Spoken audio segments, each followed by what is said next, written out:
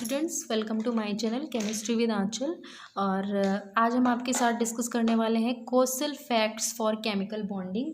और previous video में मैंने आपसे लुईस अप्रोच के बारे में बात कर ली थी, और ये जो है chemical bonding and molecular structure का टॉपिक है। तो चलिए बात कर लेते हैं कि कोसल ने कौन कौन सी फैक्ट्स दिए केमिकल बॉन्डिंग से रिलेटेड। तो फर्स्ट फैक्ट इन्होंने दिया कि in the periodic table the highly electronegative halogens and the highly electropositive alkali metals are separated by the noble gases. तो इसको समझने के लिए पहले मुझे ये समझना पड़ेगा कि इलेक्ट्रोपॉजिटिव एल्कली मेटल्स क्या हैं और इलेक्ट्रोनेगेटिव हैलोजेंस क्या हैं। तो अगर हम सेकेंड पीरियड की बात करें तो lithium, beryllium, boron, carbon, nitrogen, oxygen, fluorine and neon, ठीक है। तो ये जो हमारे फर्स्ट ग्रुप के मेंबर हैं ये वाले, ये सारे हमारे क्या हैं, एल्कली मेटल्स हैं। ये मोस्ट इलेक्ट्रोपॉजिटिव इसलिए होते हैं क्योंकि इनमें इलेक्ट्रॉन डोनेट करने की टेंडेंसी सबसे ज़्यादा होती है। ओके, और ये जो हमारा सेवेंथ ग्रुप है, ठीक है, ये हमारा होता है हैलोजेंस का। क्यों? क्योंकि ये इलेक्ट्रॉन डोनेट करने की इलेक्ट्रॉन को एक्सेप्ट करने की टेंडेंसी सबसे ज़्यादा रखते हैं, इसलिए इन्हें मोस्ट इलेक्ट्रोनेगेटिव एटम भी बोलते हैं, ठीक है। अब इसमें कौन कौन से होते हैं? लिथियम होता है, sodium, potassium, rubidium, caesium, francium, ये हमारे क्या हैं, एल्कली मेटल्स हैं। और अगर हम इधर देखें तो फ्लोरीन, क्लोरीन, ब्रोमीन, आयोडीन, ये हमारे क्या हैं, हैलोजेंस हैं, ठीक। Most electronegative atom and most electropositive atom. और इन्हें इन्होंने बताया कि these are separated by the noble gases, ठीक है। कैसे? क्योंकि जब ये अपना एक इलेक्ट्रॉन डोनेट करते हैं तो ये नोबल गैस कॉन्फ़िगरेशन पा लेते हैं, और ये जब अपना एक इलेक्ट्रॉन एक्सेप्ट करते हैं तब ये नोबल गैस कॉन्फ़िगरेशन पा लेते हैं, ठीक है। इसीलिए इन्होंने बोला। अब देखो ये कैसे पा लेते हैं, ठीक है।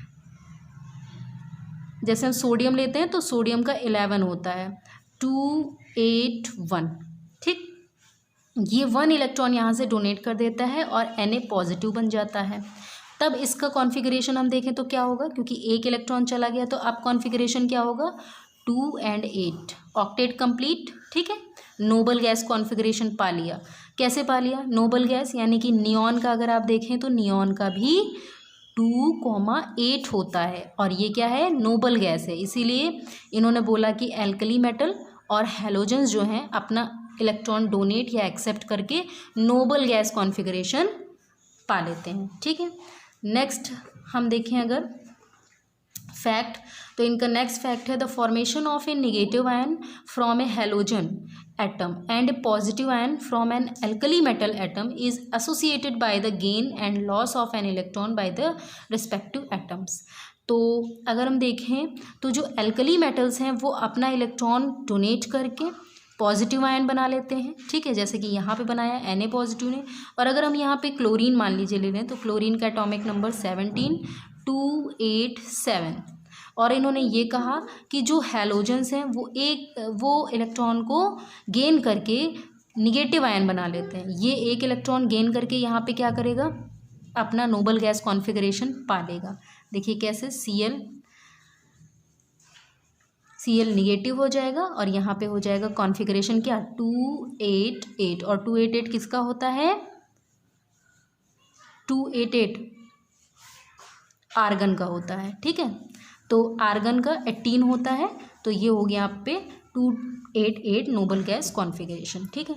तो अब ये देखिए, इसने डोनेट करके पॉजिटिव बना लिया, इसने एक्सेप्ट करके नेगेटिव बना लिया, और जब ये दोनों कंबाइंड होते हैं तो यहाँ पे किसके थ्रू कंबाइंड होते हैं, एक यहाँ पे, क्योंकि ये क्या है, इलेक्ट्रॉन्स हैं, इलेक्ट्रॉन्स की वजह से यहाँ पे चार्ज आए हैं, तो यहाँ पे एक फोर्स डेवलप हो जाता है जिसको हम इलेक्ट्रोस्टैटिक फोर्स ऑफ अट्रैक्शन बोलते हैं। और इसके थ्रू जो यहाँ पे बॉन्ड का फॉर्मेशन होता है इसको हम बोलते हैं इलेक्ट्रोवैलेंट बॉन्ड, ठीक है। यही इनका थर्ड फैक्ट है इनका, ठीक है। तो अभी थर्ड फैक्ट जब हम आपको बताएंगे तो आपको पता चलेगा कि इलेक्ट्रोवैलेंट बॉन्ड और इलेक्ट्रोवैलेंसी और इलेक्ट्रोस्टैटिक अट्रैक्शन क्या होता है, ठीक है।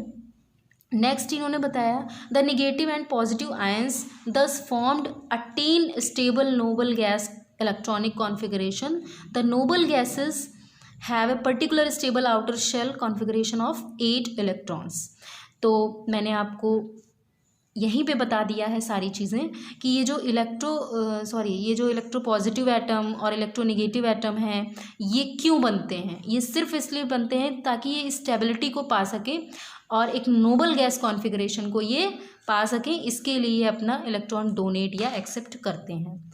ठीक है, लेकिन इसमें कुछ एक्सेप्शंस हैं, जैसे कि मान लीजिए लिथियम अपना इलेक्ट्रॉन डोनेट कर रहा है, Li अपना इलेक्ट्रॉन डोनेट कर रहा है, इसका 3 होता है 2,1, तो ये अपना अलग अगर इलेक्ट्रॉन डोनेट करेगा तो इसके पास कितने इलेक्ट्रॉन बचेंगे, Li के पास 2 बचेंगे। तो कॉन्फ़िगरेशन तो नोबल गैस वाला है ये, क्योंकि हीलियम का एटॉमिक नंबर 2 होता है और ये भी हमारी क्या है, नोबल गैस है। ठीक है, लेकिन यहाँ पे ऑक्टेट कंप्लीट नहीं है, तो अगर हम ऑक्टेट की बात करेंगे तो उसमें ये एक्सेप्शनल केस होगा। ठीक है, तो ये चीज़ हमको बतानी थी। नेक्स्ट हम देख लेते हैं इलेक्ट्रोस्टैटिक बॉन्ड के बारे में, इलेक्ट्रोवैलेंट बॉन्ड के बारे में भी मैंने आपको बताया था।